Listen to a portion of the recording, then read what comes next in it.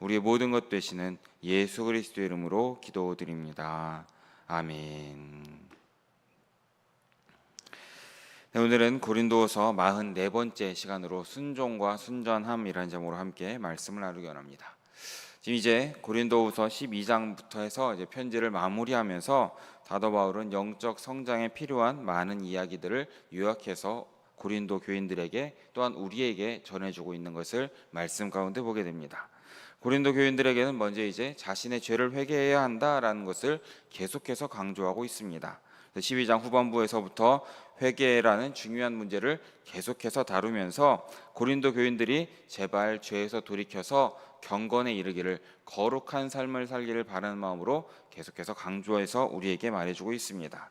또한 그들이 참으로 회개했는지 지난 시간에는 스스로 자신을 돌아보고 점검도 할 수 있어야 된다라는 것을 말씀 가운데 우리는 보았습니다.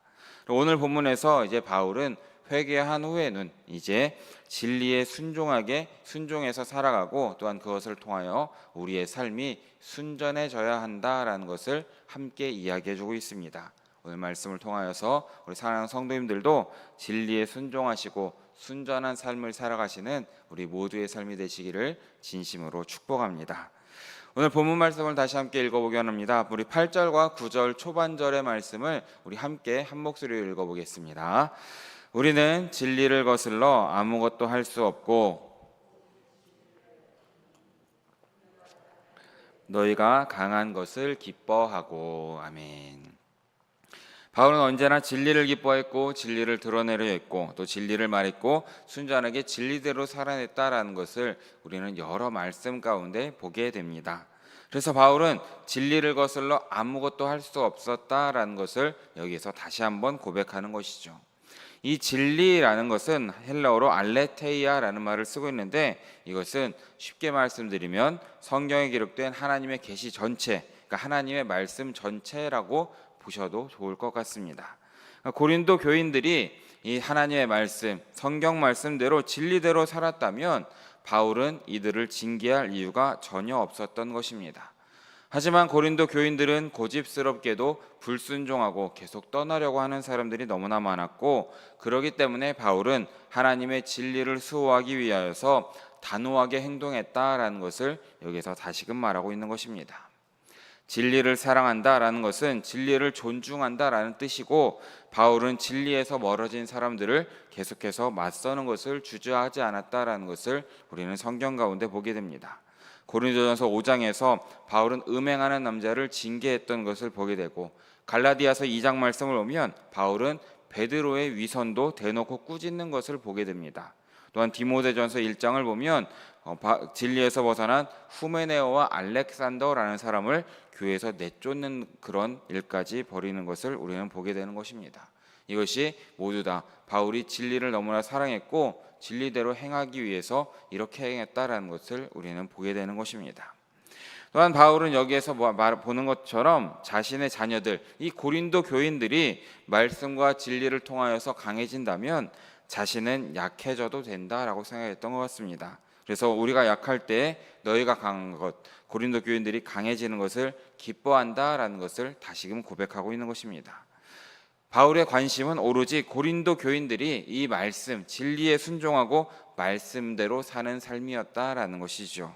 그뿐 아니라 바울 역시도 실제로 하나님의 능력으로 사역함에도 불구하고 세상의 눈에는 약해지는 것을 전혀 개의치 않았다라는 것입니다. 왜냐하면 바울은 자신의 약함을 통하여서 하나님의 능력이 제대로 드러나는 것을 이미 깨달았기 때문에 나는 약해질지라도 하나님의 말씀은 강하고 또한 너희들은 말씀대로 강하게 살아야 한다라는 것을 계속해서 강조해서 계속해서 반복해서 말해주고 있는 것입니다.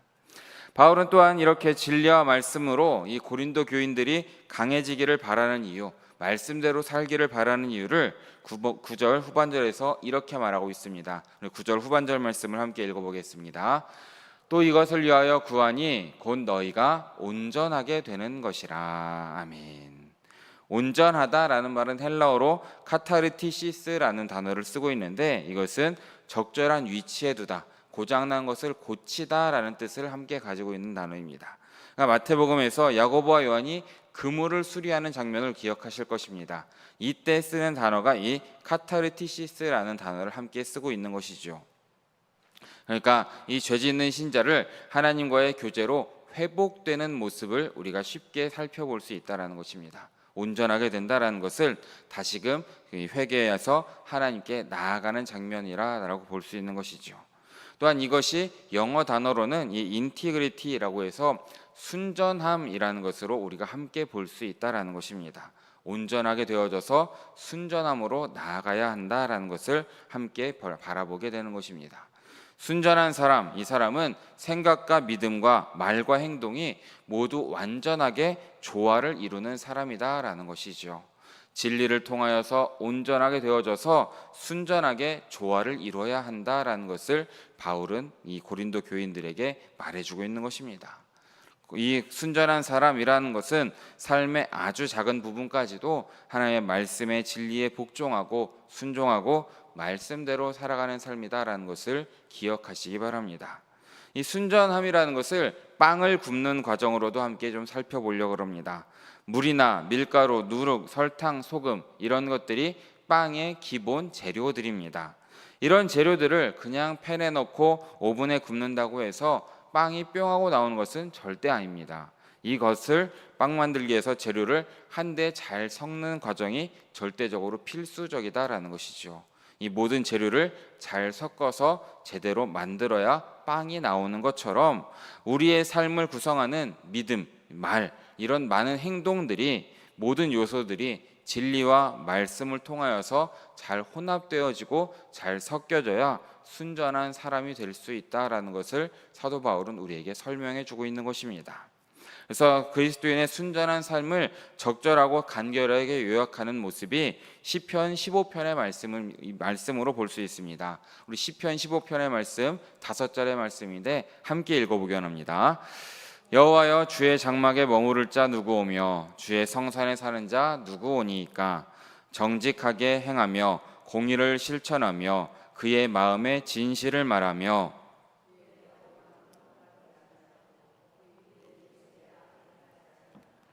그의 이웃을 비방하지 아니하며 그의 눈은 망령된 자를 멸시하며 여호와를 두려워하는 자들을 존대하며 그의 마음에 서원한 것은 해로울지라도 변하지 아니하며 이자를 받으려고 돈을 꾸어주지 아니하며 뇌물을 받고 무죄한 자를 해하지 아니하는 자이니 이런 일을 행하는 자는 영원히 흔들리지 아니하리이다. 아멘. 이렇게 순전한 사람은 우리의 모든 삶의 부분이 이 말씀으로 어우러져서 말씀 가운데 사는 삶이다라는 것을 우리는 보게 되는 것입니다. 하나님의 말씀에 진리에 순종하는 사람은 정직하고 공의를 실천하고 진리의 진실을 말하고 비방하지 않고 악을 행하지 않고 여호와를 경외하는 그런 삶을 사는 것이고 이 모든 것이 거룩하고 구별된 삶이다라고 우리는 함께 볼 수 있게 되는 것입니다. 이것이 바울이 고린도 교회 교인들이 이 말씀에 순종하여 이런 삶을 살기를 바랬다라는 것이고 나아가 지금 우리에게도 원하는 순전한 모습이 바로 이러한 삶이다. 이 시편 15편의 말씀처럼 사는 것이다라는 것을 기억하시면서 우리 사랑하는 성도님들도 온전히 진리에 순종하심으로 우리의 믿음과 우리의 말과 우리의 행동이 온전히 진리에 녹여져서 순전한 삶을 살아가시고 거룩한 삶을 살아가시는 우리 성도님들 모두 되시기를 진심으로 축복하겠습니다. 그리고 오늘 본문 10절 말씀을 보면 이제 바울은 고린도후서의 마지막 부분에서 지필의 이야기를 이 한 문장으로 요약하고 있습니다. 우리 10절 말씀을 마지막으로 함께 읽어보겠습니다. 그러므로 내가 떠나 있을 때에 이렇게 쓰는 것은 대면할 때에 주께서 너희를 넘어뜨리게 하지 않고 세우려 하여 내게 주신 그 권한을 따라 엄하지 않게 하려 함이라. 아멘. 이 말씀도 우리가 말씀 가운데 여러 번 함께 본 말씀입니다. 바울이 고린도를 떠나 있을 때 이렇게 이 편지를 쓰는 목적을 간단히 요약해서 말하는 것이죠. 이제 곧 고린도를 3번째 방문하게 될 것이고 다시 만나게 될 텐데 이때에 엄하지 않게 하기를 바란다라는 것을 말하고 있습니다. 하나님께서 자신에게 주신 이 권한을 사용해서 고린도 교인들을 넘어뜨리려 하는 것이 아니라 다시금 너희를 세워서 하나님께 함께 나아가게 하겠다라는 것이 이 편지의 목적이다라는 것이죠. 혹시라도 상황이 불가피하여서 고린도 교인들이 끈질기게 죄를 짓거나 주님의 진리의 말씀에 맞서게 된다면 바울은 주저없이 엄하게 행동을 할 것입니다. 그러기에 바울은 세 번째 고린도 방문이 마음이 아팠던 두 번째 방문과 다를 수 있도록 제발 이번에는 고린도 교인들이 이 편지에 귀를 기울이고 주의를 기울여서 제발 하나님께 돌아와라라는 것을 간곡하게 요청하고 있다라는 것을 우리는 말씀 가운데 보는 것입니다. 이렇게 오늘 본문이 마치게 되는데, 그렇다면 이 바울의 편지는 정말 성공적으로 전달이 되었겠습니까?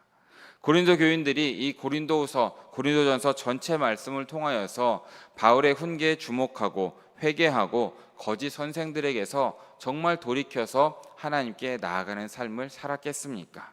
그리고 정말 바울의 이 세 번째 방문을 즐겨 했을 것 같습니까? 우리가 고린도후서 말씀을 통해서는 어떻게 됐는지 잘 알 수는 없습니다. 하지만 말씀들을 계속해서 보면 바울은 약속대로 고린도를 다시 방문을 하는 것을 보게 됩니다.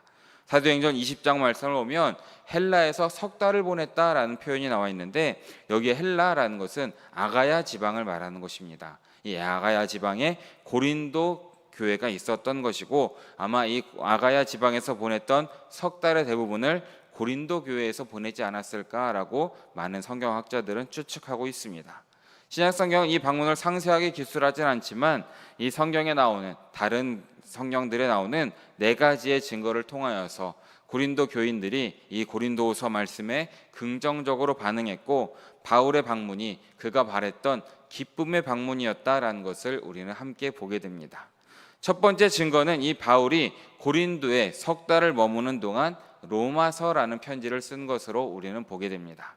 바울은 로마서 말씀, 이 로마서 16장 전체의 말씀을 통해서 어디에서도 자신의 현재 상황에 관해서 염려하거나 내가 지금 힘들어한다라는 표현을 절대 쓰지 않았습니다. 이것이 무엇이겠습니까? 바로 바울이 아가야 지방, 이 고린도에 머물면서 편지를 쓰고 있지만 이 상황이 너무나 평온하게 있다라는 것을 우리는 보게 되는 것입니다.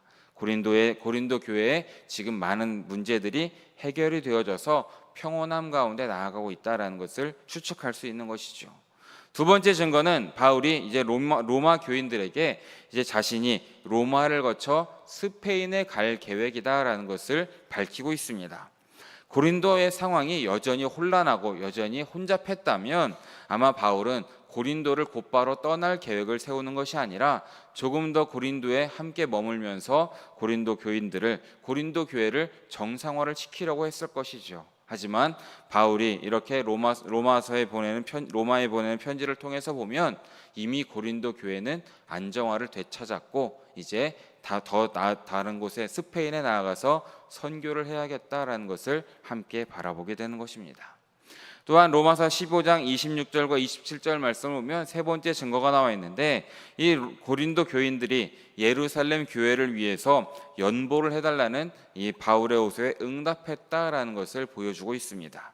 고린도 교인들이 바울이 진짜 사도인지 의심했다면 이 연보에 참여하지 않았을 것이고 연보를 드리지도 않았을 것인데, 지금 이 연보가 잘 드려졌다라는 것은 이 고린도 교인들이 바울의 이 편지에 응답하여져서 돌이키고 마음이 합했다라는 것을 함께 바라보게 되는 것입니다. 마지막으로 이 고린도후서가 신약 성경, 이 정경에 포함되었다라는 것이 고린도 교인들이 이 서신에 호의적으로 반응했다라는 것을 함께 뒷받침한다라는 것입니다. 고린도후서가 이 목적을 제대로 이루지 못했다면 아마 이 교인들이 이 편지를 그대로 찢어버리지 않았겠습니까? 하지만 고린도 교인들은 고린도후서 이 편지를 제대로 마음 가운데 받아들였고, 그래서 이 편지가 성경으로 받아들여져서 지금 우리에게도 전해지고 있다라는 것을 우리는 보게 되는 것입니다. 바울은 이렇게 이 고린도후서 말씀 전체를 통하여서 고린도 교인들을 권면했고 자신의 마음을 쏟아 놓았습니다.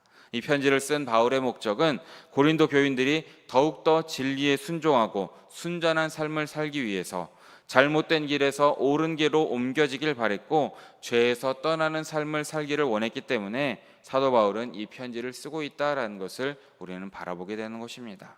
결국 이 편지는 고린도 교인들과 바울을 화해시켰고 고린도 교인들과 하나님을 화해시켰다라는 것입니다. 그리고 고린도 교인들이 진리에 순종하고 순전한 삶을 살게 되었다라는 것을 우리는 기억해야 되는 것이죠. 그러게 사랑하는 여러분, 오늘 우리도 이 고린도서 말씀을 통하여서 우리 사랑하는 성도님들도 진리에 순종하시고 순전한 삶을 살아가시는 우리 모두 되시기를 진심으로 축복합니다. 그것이 사도 바울이 고린도 교인들에게 이 편지를 쓴 목적이고 나아가서 현재를 살고 있는 우리에게 주는 권면의 말씀이다라는 것을 기억하셔야 합니다. 하나님의 말씀에 순종하는 이 삶이라는 것이 어떻게 보면 세상이 볼 때에는 느린 길인 것 같고 또 잘못된 것 같기도 하고 돌아가는 것 같은지라도 이 길만이 생명의 길이라는 것을, 또한 이 길만이 진정한 길이라는 것을 깨달으시는 우리 모두 되시길 진심으로 축복합니다. 그러므로 오늘 하루에 우리의 모든 삶 가운데 말씀대로 살아가시고 믿음대로 살아가시고 진리에 순종하심으로 거룩하고 순전한 삶을 살아가시는 사랑하는 우리 성도님들 모두 되시기를 진심으로 바라고 축원합니다. 함께 기도하겠습니다. 사랑해 주님 너무나 감사합니다. 오늘 새벽에도 잊지 않고 나와서 주님께 예배하고 주의 말씀을 듣고 기도할 수 있도록 인도하여 주심에 다시 한번 감사드립니다. 주님, 우리가 오늘 말씀을 마음에 품고 온전히 하나님 말씀에 순종하고 온전하고 순전한 삶을 살아가는 우리 모두의 삶이 될 수 있도록 주님께서 인도하여 주시옵소서. 말씀대로 믿음대로 살아갈 수 있도록 인도하시고 주님의 약속을 마음에 품음으로써 주님의 뜻대로 살아가는 우리 영일의 성도들 모두 될 수 있도록 주님께서 인도하여 주시옵소서. 우리 주위에 있는 많은 사람들에게도 주님의 진리의 말씀을 전하고 사랑을 전하는 바울 같은 삶을 살아가는 우리 모두가 될 수 있도록 주님께서 우리에게 힘과 지혜와 용기를 더하여 주시옵소서. 모든 말씀 우리의 모든 것 되시고 언제나 함께 하시는 예수 그리스도 이름으로 기도드립니다. 아멘.